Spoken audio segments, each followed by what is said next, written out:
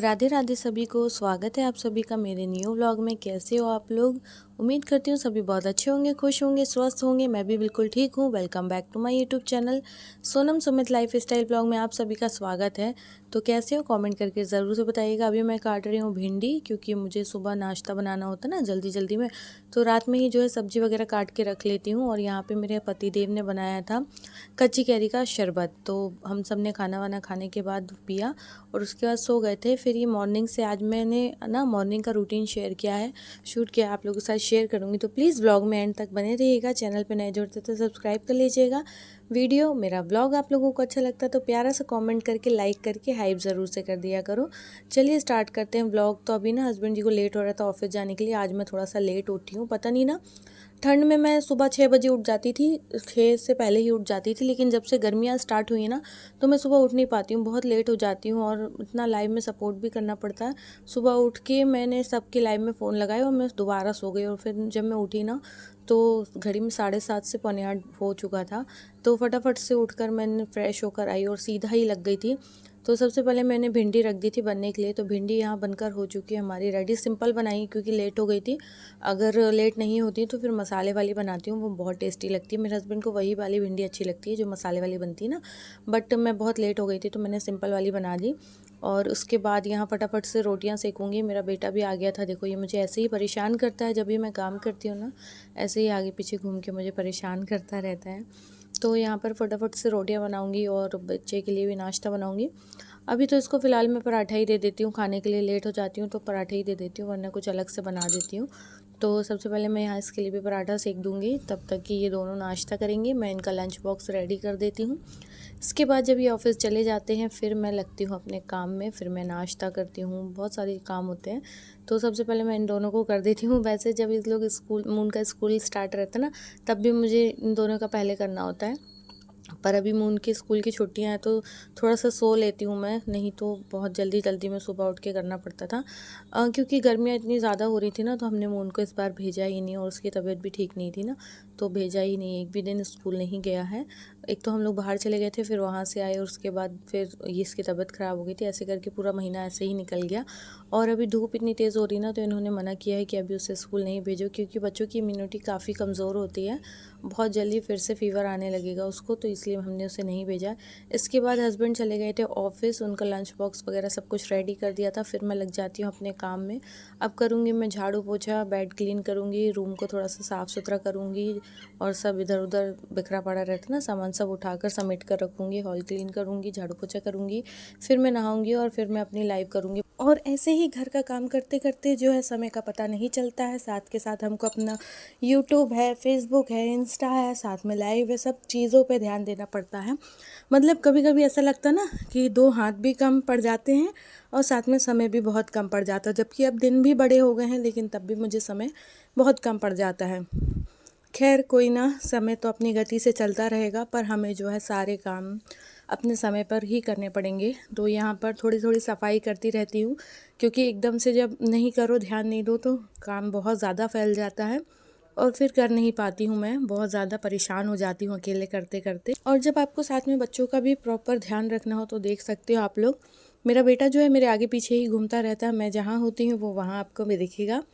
चाहे मैं बर्तन धोऊँ तो वो मेरे साथ बर्तन धोने के जगह पे रहेगा, कपड़े धोऊँगी तो बाथरूम साइड रहेगा, कपड़े डालने जाती है तो आंगन में चला जाता है। ऐसे ही हम दोनों मिलकर ना सारे काम निपटा लेते हैं। और देखो यहाँ पे ना इसने मेरा सारा पाउडर जो था ना वो गिरा कर और अपने फेस पे लगा रहा था, बोल रहा था मैं कितना गोरा हो गया हूँ। और पता है पहले मैं ड्रेसिंग को बहुत अच्छे से जमा कर सामने ही रखा करती थी, सारे अपने सामान जो भी है मेरे तैयार होने का। बट अब जो ड्रेसिंग है ना उस पर पूरा ही टाइम मेरा बेटा बैठा रहता है।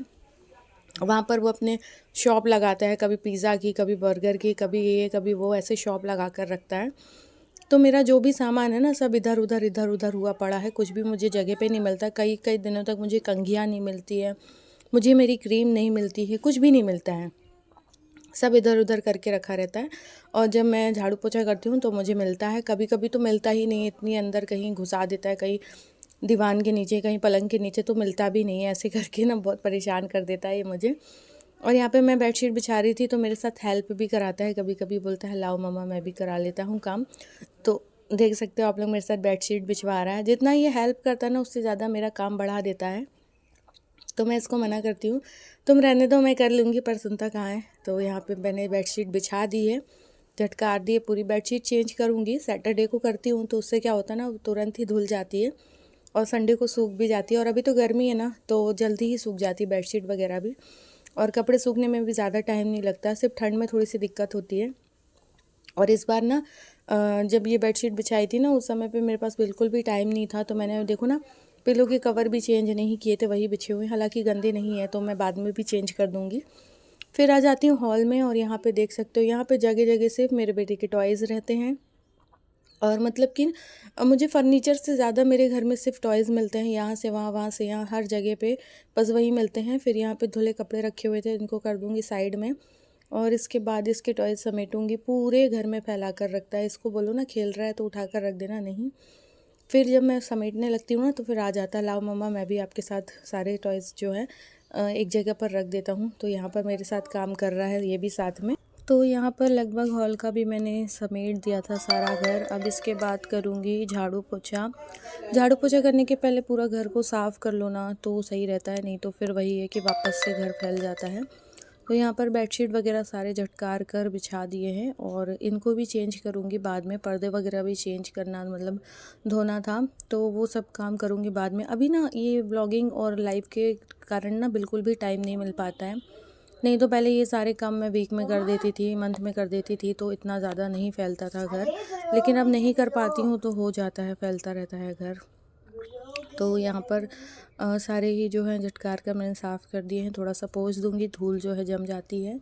तो यहाँ पर हो चुका है काम मेरा लगभग। इसके बाद मैं झाड़ू पोछा यहाँ करके पर फिर जो है नहाने लगभग जाऊँगी। सारा काम ख़त्म होने ही वाला था। इसके बाद मैं नहाऊंगी, रेडी होंगी, फिर मैं अपना लाइव करूँगी और सारा दिन सपोर्ट में निकल जाता है। उसके बाद हम लोग रेडी होंगे, आज हमें जाना है शादी में। तो चलिए मैं आप लोगों को आगे की बातें शेयर करूँगी, तो प्लीज़ ब्लॉग में एंड तक बने रहना। चैनल को सब्सक्राइब कर लेना, वीडियोज़ को लाइक कर देना, हाइप करना बिल्कुल मत भूलना।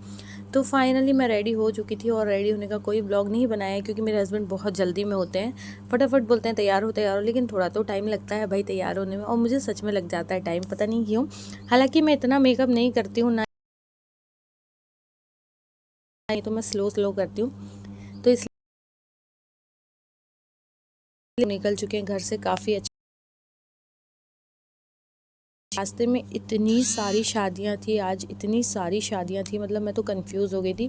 ऐसा लग रहा था ना हर एक कदम पे शादी थी, हर एक कदम पे शादी थी। यहाँ रास्ते में इतना ट्रैफिक हो रहा था, इतनी सारी बारातें लग रही थी, क्योंकि ये अक्तिका व्लॉग है। और आप लोग सोचोगे इतना पुराना व्लॉग अब डाल रही है, तो हाँ मैंने बिल्कुल भी व्लॉग, मतलब व्लॉग सारे शूट करके रखे थे, सिर्फ मैं वॉइस ओवर नहीं कर पा रही थी, इसलिए व्लॉग शेयर नहीं कर पा रही थी। तो फाइनली देख सकते हो आप लोग, यहाँ पे कितनी सारी बारात लग रही थी, हर एक कदम पे बारात लग रही थी, हर एक कदम पे बारात, पार्टी, रिसेप्शन चल ही रहा था। सो फाइनली हम लोग पहुंचने वाले हैं शादी के वेन्यू पे, और उसके बाद हम लोग शादी एंजॉय करेंगे, खाना वाना खाएंगे, फिर घर आ जाएंगे। इसके बाद मैंने कुछ भी ब्लॉग शूट नहीं किया था। यहाँ भी शादी हो रही थी, बहुत सारी जगह शादियाँ चल रही थी। तो चलिए फ्रेंड्स, करते हैं व्लॉग को यहीं एंड। कैसा लगा व्लॉग कमेंट करके बता देना। यहाँ पे हम लोग जैसे ही पार्टी में पहुँचे, बहुत अच्छा सा प्यारा सा डेकोरेशन था, और यहाँ हस्बैंड जी ने हमारी एंट्री वीडियो शूट करी। इसी के साथ हम लोग पार्टी एंजॉय करेंगे और फिर घर निकल जाएंगे। चलिए सभी को राधे राधे, बाय बाय। कैसा लगा ब्लॉग कमेंट कर देना। मिलती हूँ आप लोगों से नेक्स्ट ब्लॉग में बहुत ही जल्दी। Bye bye, Radhe Radhe.